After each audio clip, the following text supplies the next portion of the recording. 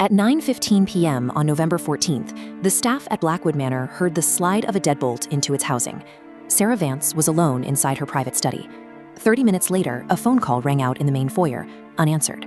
When security forced the door, the room was empty. There was no sign of a struggle and no Sarah. This floor plan shows why the search stopped at the walls. The window latches were rusted shut, fused by decades of neglect, and the door's internal deadbolt remained engaged, exactly as the staff had heard it 30 minutes prior.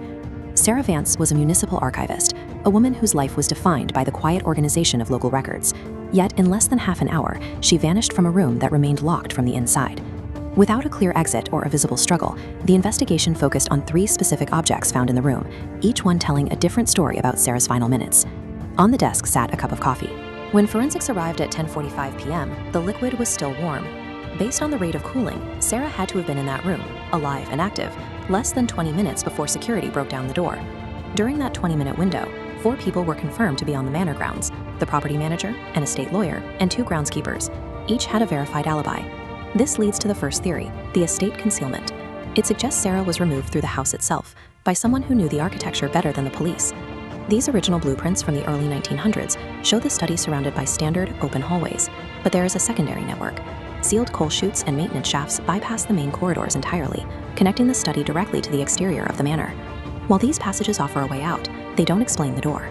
No one leaving through a maintenance shaft have reached back around to throw the deadbolt from the inside. Behind a heavy bookcase, the wall-mounted safe was found standing wide open. In the 2 days leading up to the 14th, Sarah's behavior changed. She began double-locking her files at the archive. Bank footage shows her glancing over her shoulder before making a series of small, repetitive cash withdrawals. This pattern suggests a planned vanishing.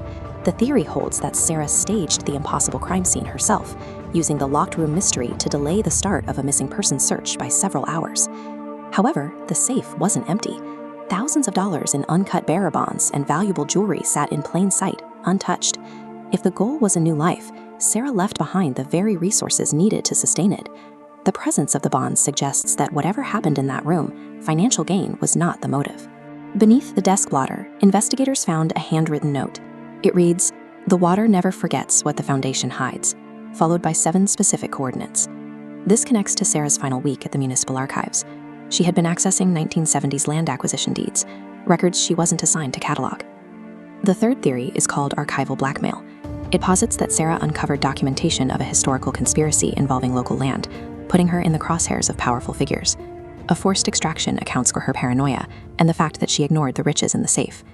In this scenario, she didn't leave because she wanted to. She was removed by those who wanted her research silenced. This provides a motive for her disappearance, yet the physical mechanics remain unsolved. No matter who wanted her gone, the deadbolt was still thrown from the inside of an empty room. Decades have passed, and while the manor has new owners, the study remains a site of total contradiction. The coffee suggests she was there. The bonds suggest she didn't run. The note suggests she knew something dangerous. Even the alibis for the 4 people on the property are difficult to weigh. They rely on a timeline that assumes the study door was the only way in or out.